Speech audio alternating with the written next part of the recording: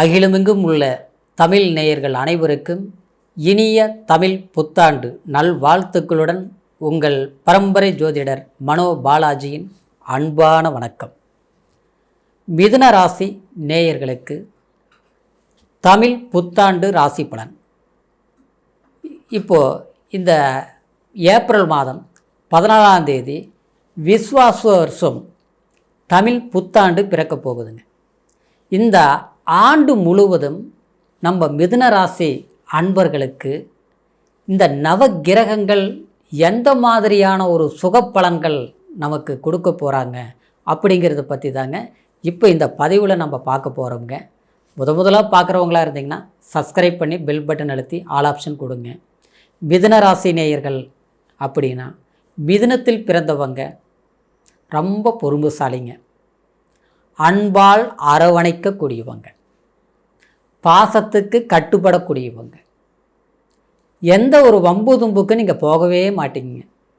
உங்கள் வீட்டில் ஒரு 4 பேர் இருக்கிறீங்கன்னா அதில் மிதுன ராசிக்காரர் இருக்கிறீங்கன்னு வச்சுங்களேன், இருக்கிற இடம் தெரியாமல் உங்களுடைய வேலை என்னவோ நம்மளுடைய என்ன செய்யணுமோ அதை கச்சிதமாக செஞ்சிட்ருப்பீங்க. அடுத்தவங்களை நினச்சி வருத்தப்படுறதும் கிடையாது, அவங்க பெரிய ஆளாக இருக்கிறாங்கன்னு நினச்சிட்டு பொறாம்படுறதும் கிடையாதுங்க. நம்மளால் என்ன முடியுமோ அது முழுசாக கஷ்டப்பட்டு கொஞ்சம் கொஞ்சமாக சாதித்தாலும் பரவாயில்ல, ஆனால் ஒரு நல்ல பொசிஷனுக்கு வரணும் நினச்சி ஒரு குறிக்கோளாக மனசில் நினச்சிக்கிட்டு அந்த வழியில் இருந்து கடினமாக உழைச்சி முன்னேறக்கூடியவங்க மிதுன ராசிக்காரர். அதே நேரத்தில் மிதுன ராசியோட அறிவு எப்படி இருக்கும்னா, நீங்கள் வேலை செய்கிற பக்கமும் அப்படி தான், நம்மக்கிட்ட சுற்றி இருக்கிறவங்க கிட்டையும் அப்படி தான். அவங்களுடைய வளர்ச்சிக்கு நீங்கள் ஒரு காரணமாக இருப்பீங்க.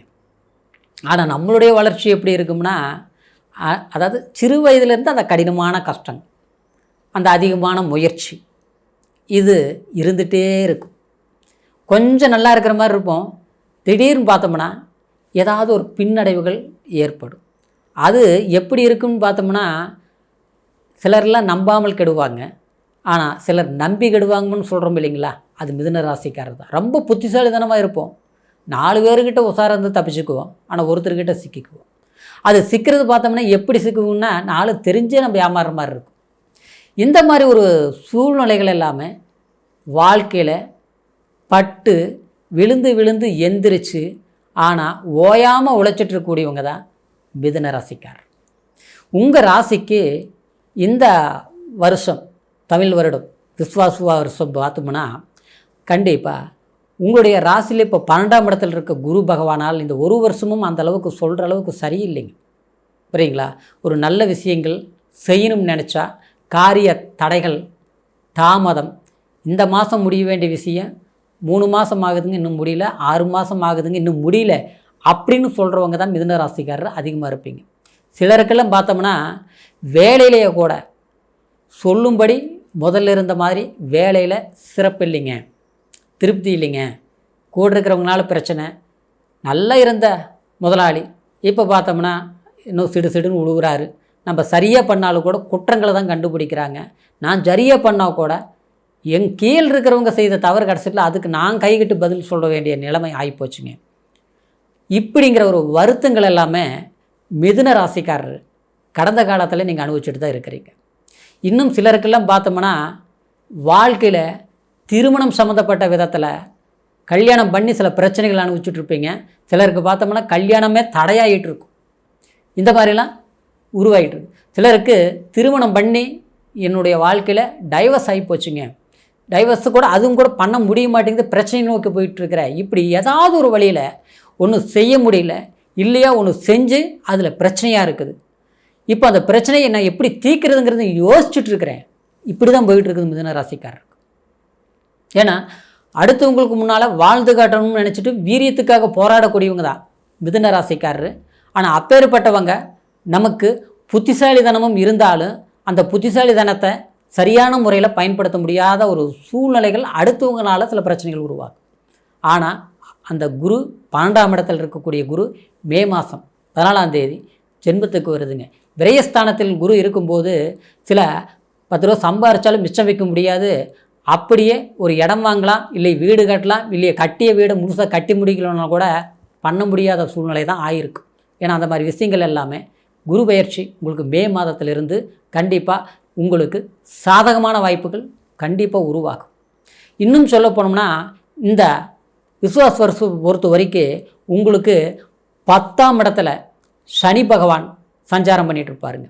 அப்போது 10ல் இருக்கக்கூடிய சனி கண்டிப்பாக இரும்பு இயந்திர சம்மந்தப்பட்ட தொழில் செய்யக்கூடியவங்களும் சரி, வெளிநாட்டில் வேலை செஞ்சுட்டு இருக்கக்கூடியவங்களும் சரி, இல்லை வெளிநாடு சம்மந்தப்பட்ட தூர பிரயாணங்கள், நான் ஒரு கம்பெனியில் வேலை செஞ்சுட்ருக்கிறேன், நான் வெளிநாடு போகணும், இந்த இடத்துல எனக்கு தொழில் வேலையில் சிறப்பாக எனக்கு ஒரு பிடிமானம் இல்லாமல் இருக்குது, அதுக்குண்டான முயற்சி எடுக்கிறது அமையலன்னு சொல்கிறவங்களுக்கு கண்டிப்பாக இந்த வாய்ப்புகள் கடல் கடந்த பிரயாணம் போய் நமக்கு பிடிச்சமான ஒரு வேலை வாய்ப்புகள் அமைச்சிக்கக்கூடிய ஒரு காலகட்டமாக இந்த விசுவாச வருஷம் உங்களுக்கு அமையப்போகுதுங்க. இன்னும் சொல்ல போனோம்னா உங்களுடைய ராசிக்கு இந்த 4ஆம் இடத்தில் இருந்த நிம்மதி கெட்டு போன கேது சஞ்சாரம் பண்ணிகிட்டு இருந்தார். நிம்மதிகள் இல்லை, எனக்கு சந்தோஷம் இல்லை, தாயாருக்கு உடல் ஆரோக்கிய பாதிப்புகள், குடும்பத்தில் மாதம் கண்டா விரைய செலவுகள் தான் அதிகமாகிட்டு இருக்குது, மருத்துவ செலவுகள் தான் நான் பண்ணிகிட்டு இருக்கிறேன் அப்படின்னு தான் மிதுன ராசிக்காரர் சொல்லுவாங்க. ஏன்னா உங்கள் மாதிரி இந்த கடந்த காலத்தில் கஷ்டப்பட்டவங்க கண்டிப்பாக யாருன்னு இல்லைன்னு தான் சொல்லணும். ஆனால் பார்க்குறவங்களுக்கு அவங்களுக்கு என்ன குறை, மிதுன ராசிக்காரர் பார்த்து எல்லாரும் பார்த்து புறம்படுவாங்க, பார் கவர்மெண்ட் அருமையாக இருக்கிறார், எவ்வளோ ஒரு இதாக இருந்தாலும் சமாளிச்சுட்டு இருக்கிறார், இவங்களுக்கு மாதிரி நாம் இல்லையே அப்படின்னு நினைக்கிற அளவுக்கு தான் உங்களுடைய வாழ்க்கையை கொண்டுட்டு போயிட்டுருக்கிறீங்க. அதான் பழமொழி சொல்கிற மாதிரி 4 பேருக்கு முன்னால் சிரிப்பீங்க, சந்தோஷமாக இருப்பீங்க, ஆனால் 4 செவுத்துக்குள்ளே சிந்தனையும் வேதனையும் தான் அனுபவிச்சுட்டு இருந்திருப்பீங்க. ஆனால் பார்க்குறவங்களுக்கு அவங்க நல்லா இருக்கிறாங்க. ஆனால் அந்த 4ஆம் இடத்துல இருக்கக்கூடிய கேது நிம்மதி இல்லாத சூழ்நிலைகள் எல்லாம் மாறி அந்த மே மாதம் ராகு கேது பெயர்ச்சி. அப்போது 3ஆம் இடத்துக்கு கேது வரும்போது கண்டிப்பாக உங்களுக்கு அந்த முயற்சிங்கிறது ஒரு நல் விதை, அதாவது நம்மளுடைய எண்ணங்கள் என்னவோ அது சரியான சிந்தனையில் செயல்படுத்த முடியும்.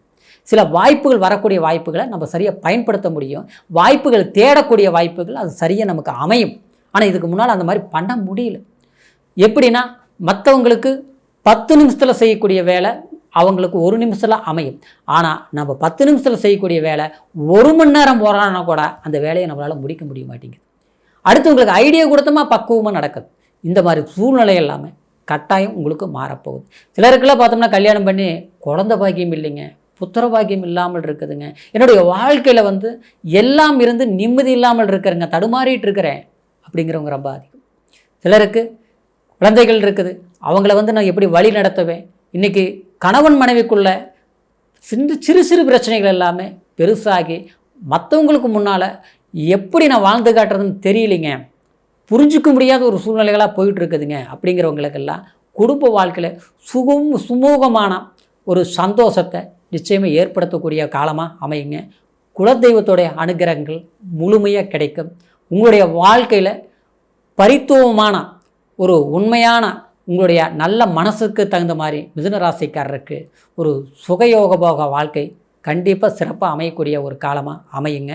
நிச்சயமாக இந்த தமிழ் வருடம் பொறுத்த வரைக்கும் உங்களுக்கு ஒரு புதிய ஒரு மாற்றத்தை நிச்சயம் உருவாக்கும். சரிங்களா? இப்போ சொன்ன பலன் கோட்சார அடிப்படையில் நம்ம சொல்லியிருக்கிறதுனாலங்க உங்களுடைய பிறப்பு ஜனன ஜாதகத்தை ஒரு முறை பார்த்துக்குங்க. ஏன்னா என்ன லக்னம் என்ன தசாபுத்தி நடக்குதுங்கிறது அது ஜனன ஜாதகத்தில் தான் நம்ம முழுமையாக தெரிஞ்சுக்க முடியுங்கிறதுனால உங்களுடைய பிறப்பு ஜாதகத்தை நம்மக்கிட்ட பார்க்கணும்னு விரும்புனீங்கன்னா கீழே இருக்கிற நம்பருக்கு ஃபோன் பண்ணி டேட் ஆஃப் பர்த் டைம் முனையும் தெரிவித்து பலன்களை தெரிஞ்சுக்கலாங்க. இந்த இனிய புத்தாண்டு தமிழ் புத்தாண்டு நல் வாழ்த்துக்களுடன் மீண்டும் அடுத்த பதிவில் சந்திக்கிற வரைக்கும் நன்றி, வணக்கம்.